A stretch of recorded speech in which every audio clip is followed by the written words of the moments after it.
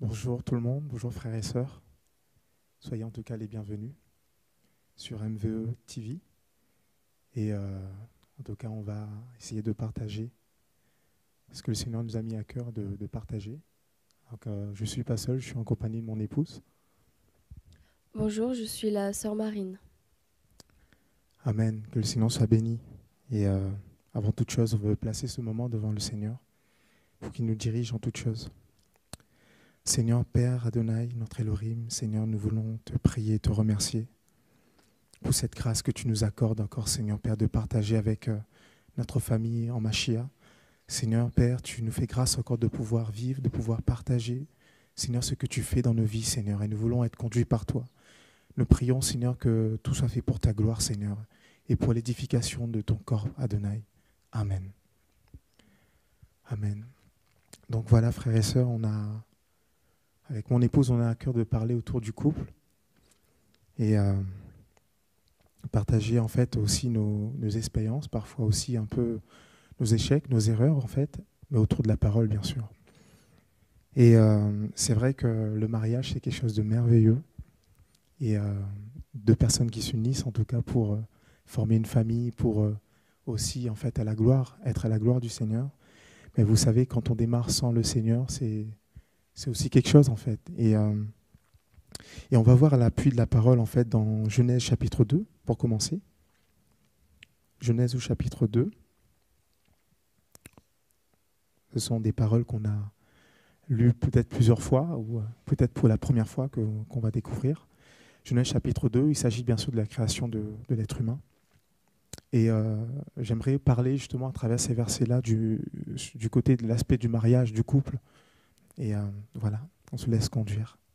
Donc Genèse 2, à partir du verset 7, la Bible nous dit « Or Yahweh Elohim forma l'être humain de la poussière de la terre.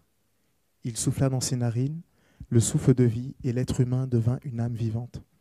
Et Yahweh Elohim planta un jardin en Éden, du côté de l'Orient, et il mit l'être humain qu'il avait formé. » Et avant de continuer un peu plus loin, en fait, sur cet aspect-là, on sait que c'est notre Créateur, notre Seigneur Yahushua qui nous a créés. Et en lisant ce passage-là, ça m'a interpellé sur l'aspect du couple, parce que vous savez que le Seigneur ne fait jamais rien en vain. Et quand il fait quelque chose, c'est qu'il y a un but derrière. Donc l'homme a été créé, bien sûr, on va voir plus par la suite, pour cultiver le jardin et tout, pour être au service des Délorim dans le jardin. Et le premier aspect qu'on peut voir, c'est qu'on voit l'aspect du Père, effectivement, qui prépare en fait les choses pour en fait sa créature, pour son enfant. Vous voyez ? Et pourquoi j'aimerais tourner autour du couple par rapport à ça ? Parce que c'est de là que tout démarre, justement. C'est de là que tout démarre. En fait, on ne donne que ce qu'on en a. Et si on est parti dans le couple avec un mauvais exemple, un mauvais modèle, eh ben, on va reproduire ces choses-là, en fait. Si on a vu ces choses-là dans nos vies, dans la vie peut-être de nos parents, de tous nos entourages, eh ben, on va donner ça, en fait. Et ici, en fait, on voit dans ce premier aspect Elohim qui va créer l'être humain, qui va le former. Et bien sûr, là, il s'agit du côté physique de la poussière de la terre, mais on peut aussi regarder du côté spirituel. C'est-à-dire que le Seigneur va le préparer en fait, à entrer dans quelque chose, dans une destinée vers quelque chose, en fait. Et c'est ça qui m'a interpellé. Et on voit qu'au verset 8, on nous dit « Et Yahweh Elohim planta un jardin en Éden, du côté de l'Orient, et il mit l'être humain qu'il avait formé. » Et bien sûr, quand on parle de couple, on peut aussi aller même plus loin, parce que le but aussi, c'est bien sûr de s'unir, mais on a aussi ce désir d'avoir des enfants. Donc ici, on voit l'aspect du père en fait, qui prépare les choses pour que son enfant puisse en fait, grandir dans ces choses-là, entrer dans l'héritage. En fait. Voilà. Et on va continuer un peu plus loin. À partir du verset 15, Genèse 2, toujours au verset 15, la Bible nous dit « Yahweh Elohim prit l'être humain et il le fit se reposer dans le jardin d'Éden pour le cultiver et pour le garder. » On peut même continuer un peu plus. Yahweh Elohim donna cet ordre à l'être humain en disant « Tu mangeras de tout arbre du jardin, mais quant à l'arbre de la connaissance de ce qui est bon ou mauvais, tu n'en mangeras pas, car le jour où tu en mangeras, tu mourras, tu mourras. » Et en lisant ce passage-là, en tournant autour du couple, justement, le Seigneur m'enseignait quelque chose. Il me disait que, vous savez, c'est merveilleux d'avoir ce projet de se marier, de former un couple, de former une famille. Maintenant, la question, c'est comment démarrer son couple, justement? Comment démarrer son foyer? Eh bien, la meilleure réponse, c'est bien sûr avec le Seigneur. Et ici, on va voir qu'avant que Ève, ou Chava plutôt, puisse intervenir ou être mentionnée, eh bien, le Seigneur avait d'abord préparé l'homme. Et c'est quelque chose qui m'a interpellé. Le Seigneur va d'abord préparer le jardin, il va disposer en fait il va préparer le terrain en gros, si je peux dire ça terre à terre, et il va mettre l'homme maintenant. Et il va le former, premièrement. Parce que c'était sa volonté, c'était son plan parfait. Et on va voir que par la suite, le Seigneur va l'instruire. D'où le verset 16. Yahweh Elohim donna cet ordre à l'être humain en disant tu mangeras de tout arbre du jardin. En fait, le Seigneur va former Adam. Il a formé de la poussière, mais il va aussi l'instruire. Vous voyez? Et pourquoi j'aimerais insister là-dessus, c'est parce que justement, vous savez, quand on était dans le monde, on avait ce modèle-là de mariage. On a ce désir-là de former une famille. Mais quel est le modèle qu'on a eu? Ou bien plutôt, quel est le modèle que le monde nous donne? Vous voyez? Et ici, on voit l'aspect du Père qui va d'emblée montrer à Adam, eh ben, en fait, c'est au côté du Créateur, mais aussi de Père, comment être un Père, comment... Vous voyez, d'emblée, le Seigneur, il va mettre, en fait, quelque part, moi je vois ça comme cela, en tout cas en méditant, que sur l'aspect du couple, on peut voir cet aspect-là. Parce que Adam, on va voir que par la suite, le Seigneur va dire qu'il n'est pas bon que l'homme soit seul. Vous voyez? Donc, le Seigneur a créé Adam, il y avait un but, bien sûr pour cultiver le jardin, mais le Seigneur savait que Adam avait besoin d'une aide. Et c'est ça qui m'interpellait. Je disais, Seigneur, c'est magnifique, parce que tu nous aides à comprendre que, avant même de chercher peut-être à faire les choses de nous-mêmes, il faut d'abord qu'on soit en relation avec toi. Il faut d'abord qu'on ait reçu quelque chose. Et c'est pourquoi c'est important de se laisser instruire par Elohim, par notre Père Yahushua. Parce que c'est lui qui va nous aider à être un bon mari. C'est lui qui va nous aider en fait, à se calquer sur lui. Vous voyez? Et ici, en fait, on voit que Yahushua avait pris le temps, Yahweh, d'instruire en fait Adam. Bien par ce commandement-là. Et on va voir que par la suite, le Seigneur va dire effectivement, au verset 18, et Yahweh Elohim dit, il n'est pas bon que l'être humain soit seul. Je lui ferai une aide qui soit son vis-à-vis. Donc, j'ai bien aimé aussi la traduction ou la petite accolade en nous parlant de cela. Et en phase 2, ou sinon rendre visible en fait. Et c'est quelque chose qui m'interpellait. Je disais, Seigneur, en fait, vous savez, quand le Seigneur a fait venir les animaux et tout pour qu'il puisse les nommer et tout, et je pense qu'il y a eu ce déclic-là où il s'est vu, il a regardé les animaux, il s'est dit, mais les animaux, ils sont là par paire, mâle et femelle. Vous voyez? Et en Adam, il y a certainement quelque chose qui est sorti en lui, de cette quête-là, en se disant, mais comment se fait-il qu'eux, ils soient peut-être mâle et femelle, accompagnés, mais moi, je n'ai pas cet appui-là, il me manque quelque chose. Il me manque quelque chose. Et le Seigneur avait déjà anticipé cela auparavant. Et c'est ça qui est merveilleux. D'où ce qu'on voit avant le verset 18, c'est qu'il a préparé Adam. Vous voyez? Il a préparé Adam. Et je trouve que c'est important. Et la Bible nous encourage bien sûr à, vous savez, avant de se projeter dans le mariage, d'abord d'avoir une relation.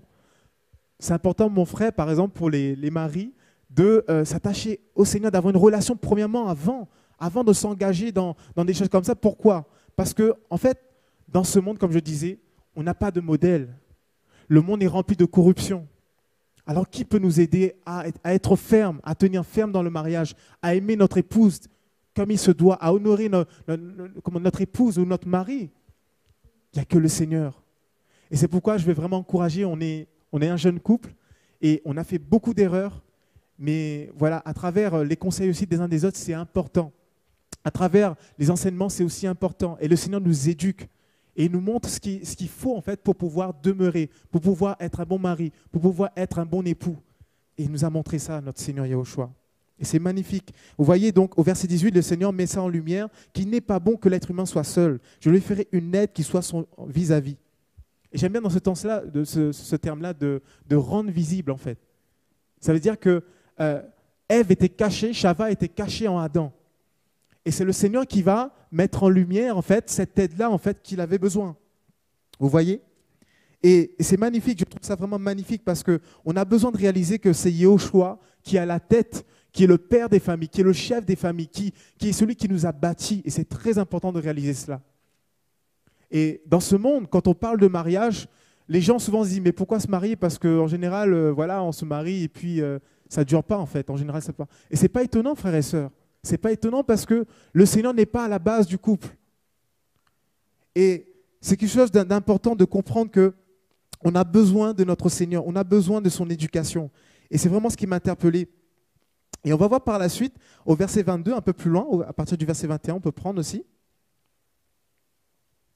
Au verset 20 même, je vais reprendre. L'être humain appela de leur nom tout le bétail et les oiseaux du ciel et tous les animaux des champs. Mais pour l'être humain, il ne trouva pas d'aide qui fût son vis-à-vis. Yahweh Elohim va faire quoi? Il va fit tomber un profond sommeil sur l'être humain qui s'endormit. Il prit l'un de ses côtés et referma la chair de la place de ce côté. Au verset 22, Yahweh Elohim bâtit une femme du côté qu'il avait pris de l'être humain et il l'amena vers l'être humain. Amen. J'aime ces versets-là parce que même dans ces versets, il y a quelque chose de profond que le Seigneur m'enseignait lorsque je lisais ce passage-là. C'est que pour que cette terre-là soit manifeste, il fallait que Yahweh qui fasse quoi? Qu'il fasse tomber un profond sommeil sur l'être humain.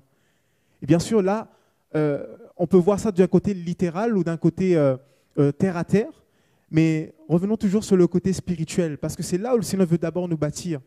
Et même dans ma vie, j'ai essayé des fois de faire les choses de moi-même. Peut-être des fois des choses qui n'étaient pas... je voyais que ce qui se passait, ce n'était pas correct. Mais le problème, c'était que je faisais de ma propre force. Vous voyez?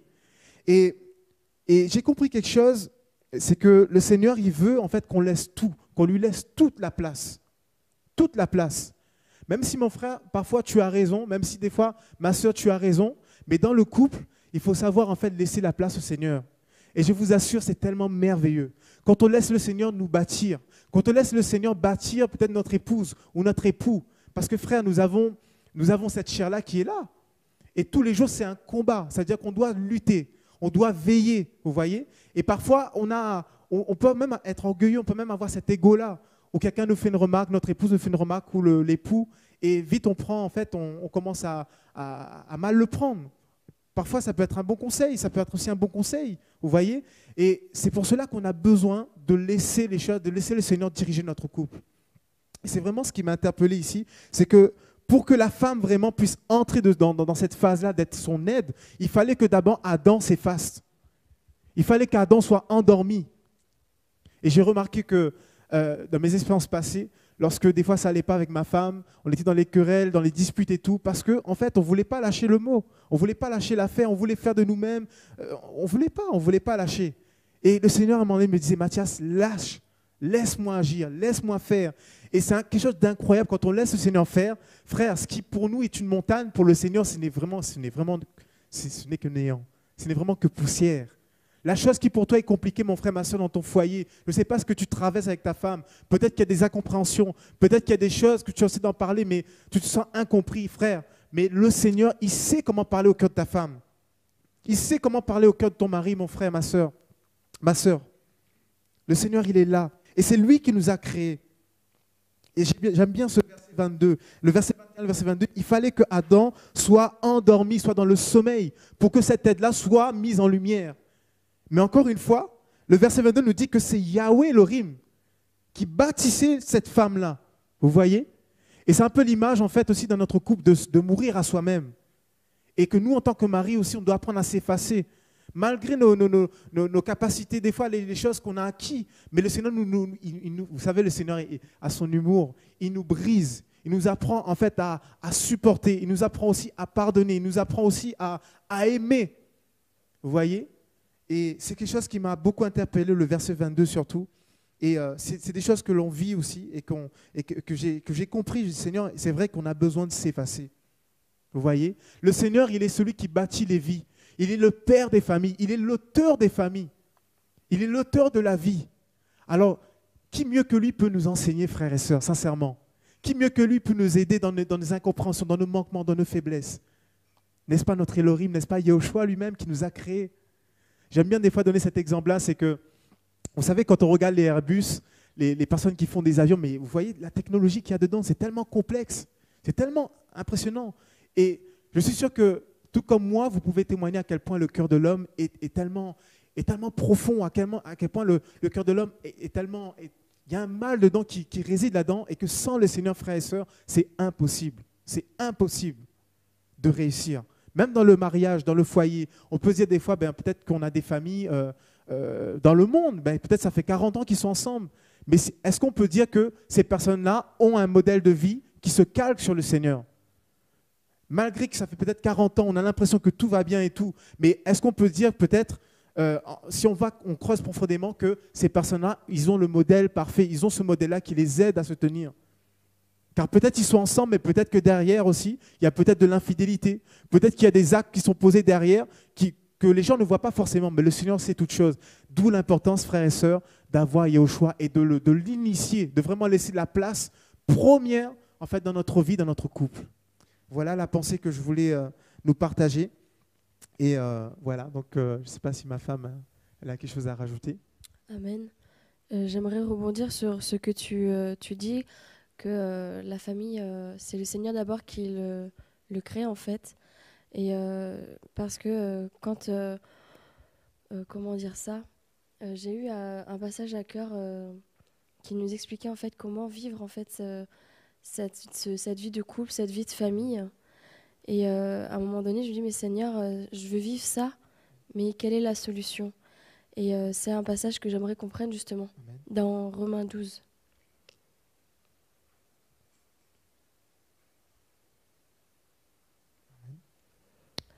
Donc à partir du verset 1, le Seigneur dit, je vous exhorte donc, frères, par les compassions d'Élohim, à offrir vos corps en sacrifice vivant, saint, agréable à Élohim. C'est votre culte spirituel. Et ne vous conformez pas à cet âge-ci, mais soyez transformés par le renouvellement de votre esprit, afin que vous éprouviez quelle est la volonté d'Élohim, ce qui est bon, agréable et parfait. Et dans ces deux premiers versets-là, nous voyons que le Seigneur nous dit comme ça qu'il a eu compassion de nous et qu'il veut au retour que nous offrons notre vie en sacrifice vivant. Donc si dans notre couple, nous voulons réussir, en fait, il faut qu'on se sacrifie complètement. Parce que c'est vrai qu'on peut vivre les choses à l'extérieur, mais si on ne les vit pas chez nous, quelque part devant le Seigneur, c'est de l'hypocrisie en fait. Et du coup, voilà. Et après, il dit au verset 3, « Car à travers la grâce qui m'a été donnée, je dis à chacun de vous qu'il ne faut pas penser plus de bien de soi qu'il n'est convenable, mais de penser à exercer un contrôle sur soi-même, selon la mesure de foi qu'Élohim a départie à chacun. Car comme nous avons beaucoup de membres dans un seul corps, et que tous les membres n'ont pas la même fonction, ainsi nous qui sommes beaucoup, nous formons un seul corps en Machia, et nous sommes tous membres les uns des autres. » Et du coup, tous ces versets-là qui parlent de l'exercice des dons nous montrent aussi que d'abord, ça se vit chez nous. Amen. Chacun de nous, avant notre place précise, le Seigneur a créé la femme et l'homme. Il n'a pas créé deux hommes, il n'a pas créé deux femmes. Non, il a créé la femme et l'homme et chacun à sa place. Et il y a les enfants qui suivent derrière. Amen. Et du coup, il nous dit que chacun a eu un don précis. Et il fait les choses dans le détail. Même quand on regarde dans Exode, le Seigneur, quand il a demandé à Moshe de créer le temple, et chaque chose avait une mesure précise. Donc le Seigneur, il voulait vraiment créer quelque chose de parfait. Et chaque chose avait sa mesure. Ce n'est pas des choses que on faisait au pif, au hasard. Non, c'était des choses qui étaient dans le détail.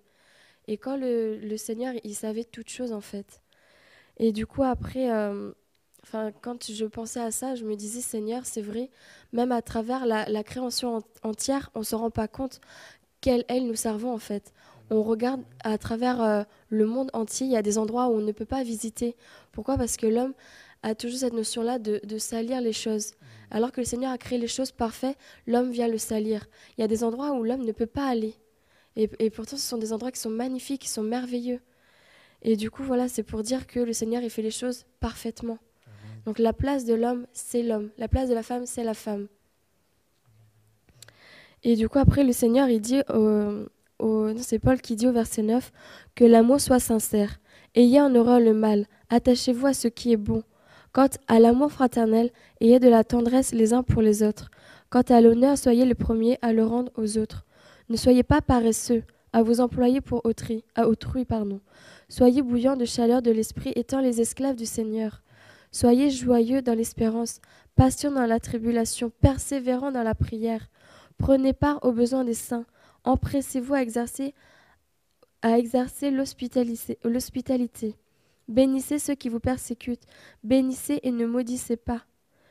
Et dans ces versets-là, c'est vrai qu'on a tendance à penser que c'est d'abord avec les frères et sœurs. Mais premièrement, notre premier frère, notre première sœur, c'est notre épouse, notre époux et nos enfants. Donc on doit pas être paresseux entre nous. On doit chercher l'hospitaliser entre nous. On doit être bouillant entre nous. On doit s'empresser en fait d'agir comme le Seigneur voudrait qu'on agisse parce que lui-même a montré l'exemple en servant les hommes. Il est venu nous servir. Il n'est pas venu nous donner des ordres. Oui, fais ci, fais ça, fais ci, fais ça. Non, il a même lavé les pieds des apôtres. Donc nous, entre nous, déjà dans la famille, on doit se servir les uns les autres. S'épauler, être solidaires entre nous. S'empresser à exercer l'hospitalité entre nous. S'il y en a un qui va mal, on le réconforte. On essaie de faire toutes choses vraiment selon le Seigneur, parce qu'il nous a donné la capacité. Nous, les femmes, nous sommes l'appui de l'homme. Nous, quand on voit notre mari qui va mal, on le sait tout de suite, parce qu'on vit avec lui. On connaît toutes choses. C'est le Seigneur aussi qui nous donne cette capacité, cette grâce-là. Parce qu'à un moment donné, peut-être il y a des choses qu'on ne pourra pas forcément voir, que l'homme vivra seul, la femme vivra seule. Parce qu'on peut pas vivre toutes comment que je peux dire ça, les tribulations, les épreuves ensemble. Il y a des épreuves qu'on vit personnellement. Mais le Seigneur, il va nous interpeller en disant, regarde, là, ça va pas. Et il faut prendre la parole. Et du coup, voilà ce que je voulais dire. Et à un moment donné, ce jour-là où j'ai reçu Romains 12, il y avait une sœur qui m'avait donné un conseil en me disant, souvent, nous, on prie, mais on ne prend pas le temps d'écouter le Seigneur. Alors que le Seigneur, dans sa parole, nous dit, ne vous empressez pas de parler. Parce que lui, il est au ciel et nous sommes sur la terre. Et c'est vrai qu'on a tendance à parler, et on ne prend pas le temps d'écouter le Seigneur. Alors ce jour-là, je me suis dit, d'accord, je vais prendre son conseil. Je vais prier, et j'ai prié, j'attendais. Et ce même jour-là, où il m'a donné Romains 12, il m'a donné Éphésiens 4, verset 6. Et en fait, c'était la réponse à ma question, comment vivre Romains 12 ? Et je vais le prendre. Alors, il me semble que c'est Paul qui parle en disant un seul Elohim est Père de tous, qui est au-dessus de tous, parmi tous et en vous tous. J'avoue que sur ce jour-là, je n'ai pas compris. Mais c'est en relisant tout que je me suis dit, d'accord Seigneur, tu es en train de me dire qu'il faut s'appuyer sur toi. Il faut s'appuyer sur toi parce que c'est toi la source de la vie. C'est toi qui nous as mis ensemble. Il faut qu'on s'appuie sur toi parce que tu sais pourquoi on est ensemble. Tu veux ouvrir en nous, donc je te fais confiance. Et après plus loin, il nous dit comme ça, au verset 17, « Voici donc ce que je dis et ce que j'atteste dans le Seigneur, c'est que vous ne marchez plus comme le reste des nations, qui marchent dans la perversité de leurs pensées. Ayant leurs pensées couvertes par les ténèbres, étant étrangers à la vie d'Élohim, à cause de l'ignorance qui est en eux, à cause de l'endurcissement de leur cœur. Devenus insensibles, ils se sont livrés à la luxure sans bride pour commettre toutes sortes d'impuretés avec cupidité. Mais vous, ce n'est pas ainsi que vous avez appris le Mashiach.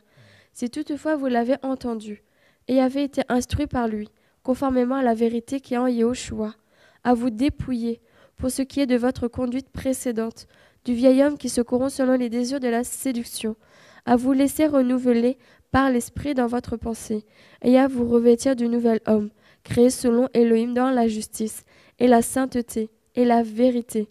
C'est pourquoi, ayant mis de côté le mensonge, dites la vérité chacun à son prochain, parce que nous sommes membres les uns des autres.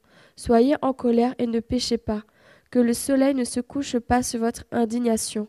Ne donnez pas une occasion d'agir au diable, que celui qui volait ne vole plus, mais plutôt qu'il travaille en faisant de ses mains ce qui est bon, pour avoir de quoi donner à celui qui est dans le besoin. Qu'aucun discours pourri ne sorte de votre bouche, mais ce qui est bon pour la construction selon le besoin, afin qu'il communique une grâce à ceux qui l'écoutent. Et n'attristez pas le Saint-Esprit d'Élohim, par lequel vous avez été marqués d'un sceau, pour le jour de la rédemption. Que toute espèce d'amertume et de fureur, et de colère, et de clameur, et de blasphème, avec toute espèce de malice, soit bannie du milieu de vous. Mais devenez doux les uns envers les autres, pleins de compassion, en vous pardonnant les uns aux autres, ainsi qu'Élohim vous a pardonné par Mashiach. Et dans ce passage, on voit en fait que le Seigneur nous demande à avoir l'humilité, à nous dépouiller du vieil homme. Parce que, sincèrement, avoir l'orgueil, on l'a vécu, avoir l'orgueil, ça nous mène à rien. Ça nous mène à rien et des fois, on veut se dire, mais est-ce que je lui demande pardon ? Des fois, on se pose la question, je lui demande pardon, comment il va réagir ?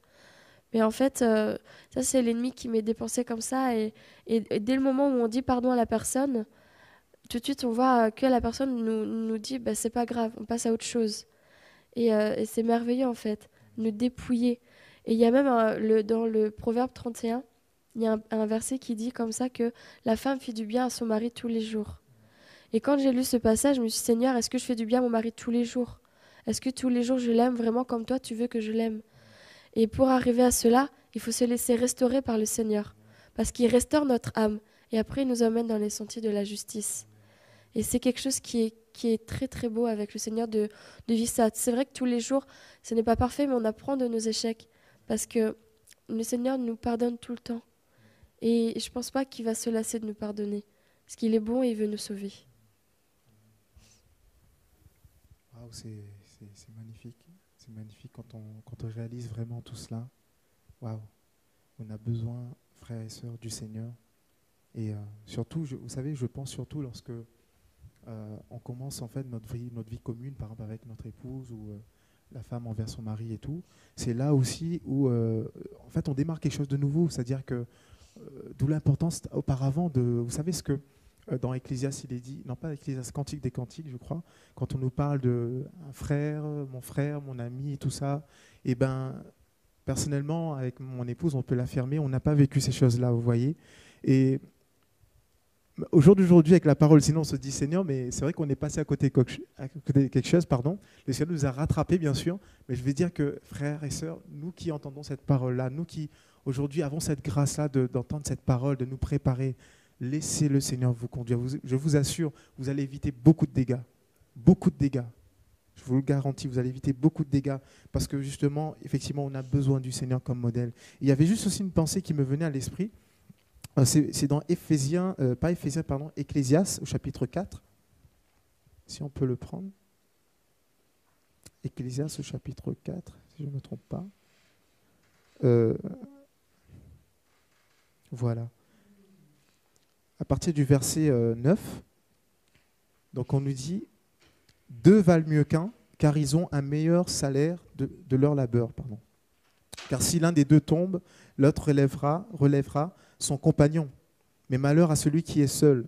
S'il tombe, il n'a pas de second pour le relever. De plus, s'ils couchent à deux, ils auront chaud. Mais celui qui est seul, comment aura-t-il chaud? Et si quelqu'un a le dessus sur l'un ou sur l'autre, les deux peuvent lui résister. Et la corde à 3 fils ne se rompt pas vite. Amen. J'aime ce passage-là aussi parce que derrière ce passage, on voit en fait ce côté-là, cet aspect de l'unité. L'unité du couple, bien sûr en restant sur le couple, hein, dans ce thème-là, en fait on voit cet aspect-là. Et vous savez, je regardais quelque chose tout à l'heure, ça m'interpellait, on parle ici d'une corde, vous voyez, corde à 3 fils.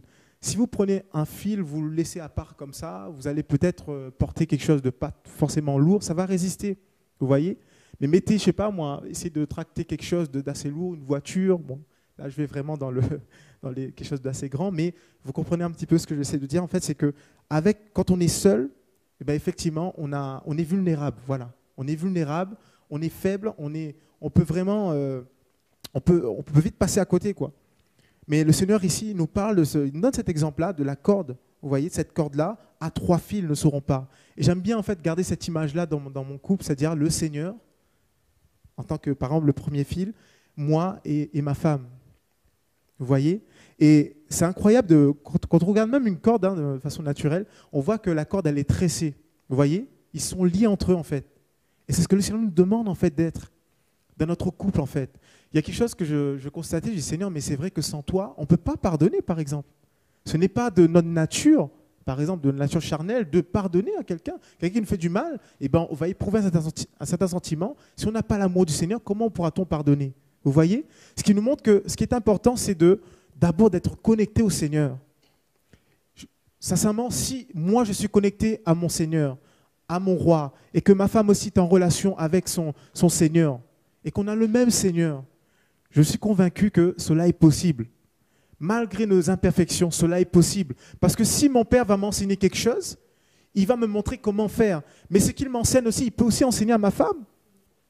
Et c'est ce que souvent nous avons constaté, c'est que quand on essaie de faire nous-mêmes, on va faire des dégâts. Mais quand on laisse le Seigneur, frères et sœurs, je vous assure, agir dans notre couple, encore une fois, ce qui était une montagne pour nous devient vraiment poussière. Et on a l'impression que c'est facile, ça coule de source. Mais en fait, non, c'est que c'est le Seigneur qui agit, c'est le Seigneur qui sait comment faire. Vous voyez? Et c'est ça qui est important. Et j'aimais bien cette image de cette corde-là. Une corde est entrelacée. Une corde, pour qu'elle soit vraiment solide, il faut qu'ils soient liés entre eux, vous voyez? Et j'aime bien garder cette image-là dans mon couple pour que je dis, Seigneur, il faut que tu sois au centre de ma vie. De façon à ce que si moi, par exemple, comme un fil, il y a une déchirure ou bien il y a quelque chose qui éclate, le Seigneur, il est là pour nous rattraper. Et c'est ça, frères et sœurs. Franchement, en tout cas, on veut vraiment vous encourager en tant que jeune couple. Encourager aussi ceux qui vont bientôt se marier, ceux qui ont ce projet-là, ceux qui se projettent même plus tard. Frères et sœurs, ne laissez pas le Seigneur de côté, je vous assure. Ne laissez pas le Seigneur de côté. Ce monde-là est tellement corrompu que ce qu'on va donner, il n'y a rien de bon. Il n'y a rien de bon en nous, disait Paul. Vous voyez, il n'y a rien de bon dans ma chair. Et c'est une réalité auquel on doit vraiment se rendre compte, on doit vraiment le saisir. Que sans Yahushua, frères et sœurs, c'est difficile d'avoir un couple selon le Seigneur. C'est difficile d'être ferme. C'est difficile de pardonner parce que nous ne sommes pas parfaits. Nous pouvons faire des erreurs. Mais si on n'a pas Yahushua, en fait, en tant que fondement, comment pourra-t-on pardonner? Frères, prenez courage en tout cas, que le Seigneur vous garde. Est-ce que chérie, tu avais quelque chose d'autre à rajouter auparavant? Amen. En tout cas, frères et sœurs, soyez encouragés, soyez bénis de la part du Seigneur et bon courage avec le Seigneur. Les temps sont difficiles, mais Yahushua est là. Amen. À bientôt. Au revoir.